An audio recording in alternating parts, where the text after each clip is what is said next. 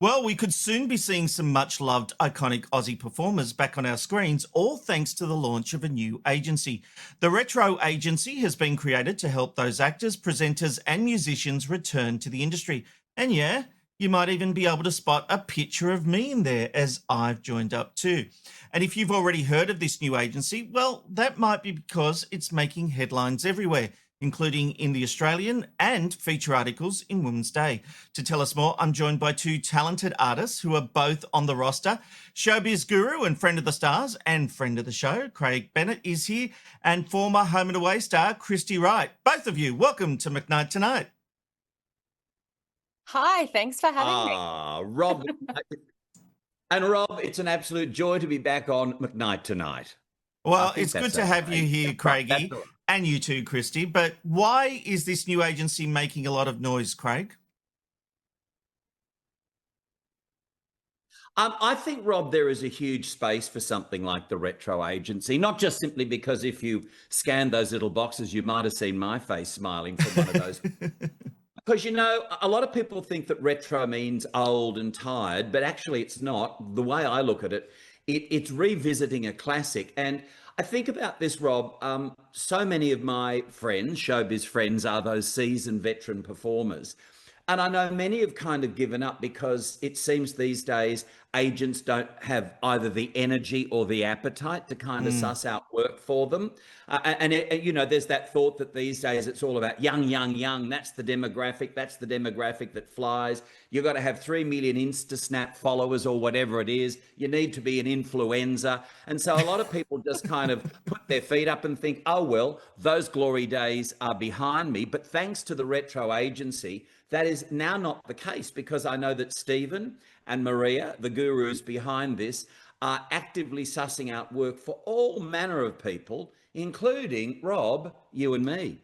Yes, and Kristy as well. And Kristy, you've obviously had a lot of success over the years. We all remember you in Home and Away. We've got a little picture there. Look how young you are.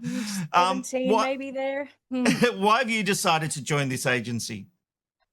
Well, Stephen reached out to me, so it was really nice to be thought of, to be honest, after all of these years. And I would like to say that I definitely don't consider myself old and stale as yet. I'm still a spring chicken in my mid to late 40s, so still just an absolute baby. Yes, middle-aged what?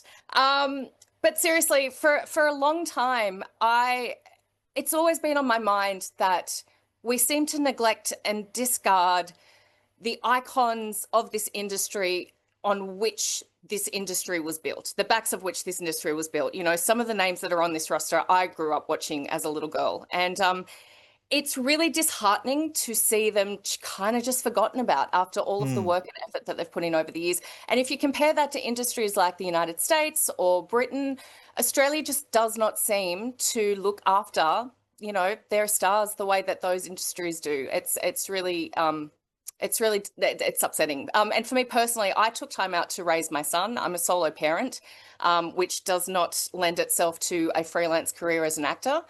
And after 20 years in the industry and a good solid 10 years out of the industry, it was a real struggle for me to get my foot back in the door. Casting agents don't want to see me. I can't get an audition for anything. And I think, you know, similar to what Craig was saying, whether they just don't have the energy or, you know, they're focusing on young people, whatever it is. It was just really nice to be thought of by Stephen, to see somebody, you know, in the same frame of mind about trying to get work for people that have been doing this their whole lives. Well, that is just crazy. You have had a lot of success. We all know your name, and how dare you take time out for your family. Craig, you both mentioned Stephen Moriarty. We've also got Maria Grande. These two names are running the Retro Agency. They're not really known by the public, but they certainly are known within the industry, aren't they? Well, yes, exactly, Rob. And I mean, look at some of the roster. Kristy was just inferring there. She grew up with a lot of these great names: Greg Evans, Tony Barber, Rowena Wallace, Ian Rawlings, Stephen Comey, Melissa Bell, Miss Helena from Romper Room. I mean, gosh, she put down that magic mirror and her doobie all the way back in 1987. I always wanted her to call my name, and she never did. She never did, Kristy? You mustn't have been watching that day. Sorry, Craig. I know she did, Kristy. I know she did. You just missed it. But, you know, said to me, since she joined the agency, her phone hasn't stopped ringing. I mean, she's been up for dog food commercials, feminine truck driver roles. And as I say, almost 40 years ago, she finished her run as the second last teacher on Romper Room. She's absolutely tickled pink. I mean, Rowena Wallace, too, her phone has been ringing to the point where at first she thought she had tinnitus. She thought, what's that ringing noise? Her phone had not rung literally in years. And of course, then she went into that I think rather a sad situation where she was endlessly whining on in the magazines about being broke and all of that. That was because she was paid money and she needed to talk about something. But now legitimately, there are work offers flowing her way. And she is somebody, my God, you forget Pat the Rat. I mean, that was a big part of her obvious career. But I mean, you go back to Barrier Reef and so many of those early shows, an absolute legend, an icon. And, you know, and you think about so many of these evergreen stars still brimming with vim and vigor and, dare I say it, that sometimes elusive T word. It's called talent. It's something we often forget about these days because we're so thrilled about Instagram followers and how many people on X you've got kind of salivating over your every last post. It's certainly true. There's a lot in there. And Romper Room, my wife Amanda was on Romper Room. So, yeah, she got to live the dream. I'm so jealous. But Kristy, come on, you've had a lot of success over the years. I want to talk Star Wars for a moment. Yeah. You were in episode 3, Revenge of the Sith. Correct. And look, I know it wasn't the biggest role, and I know you're in the background of that photo. It's the only one I could find. But what was Rob, it like? was a much bigger role. It was a much bigger role. Sorry, just to put that out there. No. That's my point. It's the only photo I could find. But what was it like working on a movie of that scale? Honestly, at the time, I really thought it was going to be my ticket. You know, I thought it was going to be the thing that was going to kind of really kickstart my career. I played the same role that Keira Knightley and Rose Byrne played in the original 2 movies, so the handmaiden role to Natalie Portman. Mm-hmm. Unfortunately, my character just wasn't pertinent to the story, so I ended up mainly on the cutting room floor. I like to think it's story-based and not performance-based. That's what I tell myself. That it just wasn't that important, unfortunately. So it kind of ended up being a little bit more of a fizzle than a kickstart for me. But an extraordinary experience, nevertheless, to be on sets like that, to be able to work with someone like George Lucas, not to mention all of the other talent that was out in Australia shooting that at the time. But at the same time, it felt like a kind of a natural step from what I'd been doing. So I was so locked into my career and work at that stage that it was just kind of also another day at work, really, in the grand scheme of things. It just didn't quite pan out the way I'd hoped. And you've been, well, since then, you've been doing the mum thing. You've been trying to get onto the hustle. How are you finding the industry at the moment?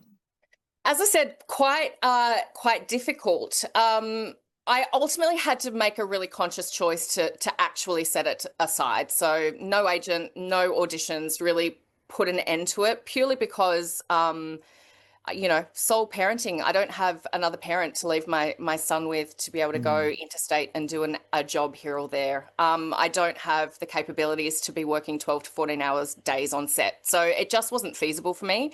So I ended up actually opening a drama school in the local area that I live at. So I teach kids now. I had huge memories of being in drama class when I was little. It was where I found my people. So I thought, well, that's a nice kind of balance for me. At least I get to go to work and talk about what I love the most. I get to, you know, raise the next generation of kids, which is also really important to me. And I get to be home for my son, basically, which was the most important thing. And I also have another company called Act It Out, where my business partner and I have written drama curriculums that we sell to dance schools, because our goal is to really get drama back into the community. We're such a sports-focused and sports-oriented country, and I think the arts are really kind of, you know, being overlooked currently and have been now for quite a while. So we want to make sure that all of our littlest people are having the experience of drama come into their lives from a young age, and hopefully that will continue as they grow older. And also my son is now almost 13, so he doesn't really hang out with me much anymore. So I'm like, might be time to kind of get back on the books and get back out there and pop my head on the screen again and try to get a job. So that's where I am right now. Makes perfect sense. Craig, you've been working on a variety of projects, including a remake of Beauty and the Beast. Tell me about Booty and the Beasts. Well, yes. Why not? We're talking all things retro, aren't we, tonight, Rob? And it's an interesting dynamic. There are you at this point in time as the beastly beast, and I'm one of the booties, if you can believe that. But, it's interesting talking about these great old stars because, if I, and I'm talking from my point of view here, might tune into a show like I'm a Celebrity, Get Me Out of Here. For me, what really intrigues and the people that really kind of pique my fancy and interest are, for instance, Barry Williams from the Brady Bunch, or Maureen McCormick, or, the Australian greats like Kerry Ann Kenley or Denise Drysdale. I couldn't give a continental about people I've never heard of because they're on Instagram. Those things don't flop my mop or coconut my Lamington. I know there's a lot of people who disagree and absolutely adore those people. But, for me, that's kind of where it is. I do... you have a YouTube series channel talking with these Hollywood legends. Yes, and my point to that is it's called Celebrity Drop, where I chat with every week or every other week some fabulous icon from the movies or music or television, and a deep dive into their showbiz life. It is, so it's usually an hour. So it might be, Erin Murphy, Tabitha from Bewitched. It might be the wonderful Denise Crosby. It could be, you name it, from the three surviving stars from Lost in Space, Bill Mooney or Angela Cartwright or Marta Kristen. I talk to all sorts of people. We've had well over 11 million views in the last 3 years. Because people hunt up these great stars from the past and are fascinated in their life and how it's played out, etc. So I'm saying there is a lot of interest in things retro and those great stars. And, Kristy, with regard to you just harking back to your Star Wars moment, it doesn't matter if you're found lingering on the cutting room floor. You're in damn good company, I got to say. You got the tea towel, girl. Wear it with pride. I'm in the books. Got the tea. I'm in the books, exactly. You are. Wonderful. Good for you. You go. Thank you. Absolutely. Great. Well, we are all part of the Retro Agency. Look for it on Facebook. Kristy and Craig, thank you so much for joining us on McKnight Tonight. Thank you so much for letting us chat about it. Thanks, Rob. Ta. The best place to watch McKnight Tonight is on YouTube. Help us monetize the show by going to youtube.com/@McKnightTonight. And you can always become a paid member. That gives you exclusive live streams and early access to videos. Just go to youtube.com/@McKnightTonight.